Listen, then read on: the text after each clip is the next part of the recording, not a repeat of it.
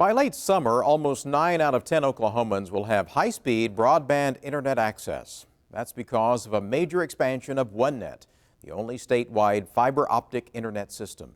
The project will bring high-speed service to many rural parts of the state for the first time.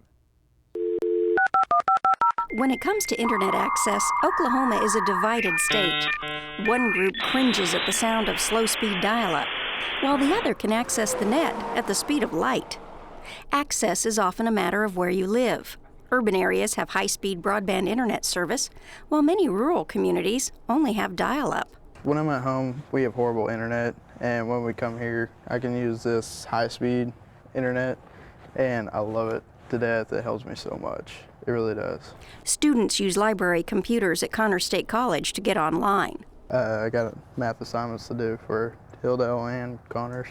Access to high-speed internet service lets Hilldale High School student Tyler Boots do homework in a fraction of the time it takes at his house or his school. It helps me get assignments done a lot faster, and it's all around a lot less frustrating because at home I gotta type it up and then wait about 20 minutes for one page to load up. Connors gets its high-speed internet service through OneNet.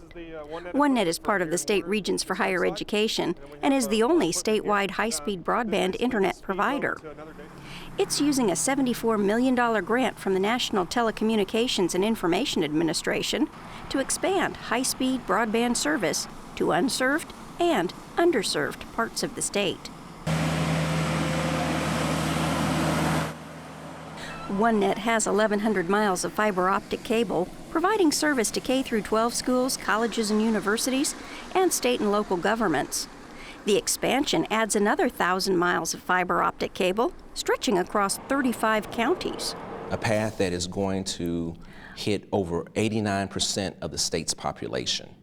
OneNet Executive Director Vonley Royal says the build-out is called the Oklahoma Community Anchor Network Broadband Initiative, OCAN for short.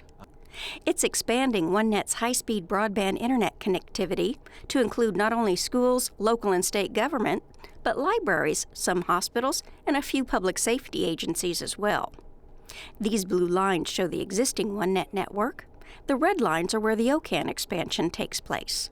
When this network is completed, we'll be able to have accesses to 100 meg, 1 gig, 10 gig, and those are far advanced from what we've seen in the past. Older traditional dial-up service that was on a circuit that was a 56 or 64K circuit, and that would be considered a snail compared to what we're doing in the 1 gig and 10 gig speeds, and that is really like a jet plane. And so there's a huge difference. It's bringing technology to places that otherwise would never have a chance at this kind of technology. And that technology is really a great equalizer for us. Dr. Tim Fulton is the president of Connors State College. Back in the day, colleges and universities were really the conduits that connected the rest of the community. And I'm really excited that this has come to Connors State and that we get to be an anchor site, because now we get to participate in bringing this kind of technology to elementary schools that otherwise never would have had it. OneNet's original design was a hub and spoke configuration. If a single spoke had problems, users on it were out of commission until the glitch could be fixed.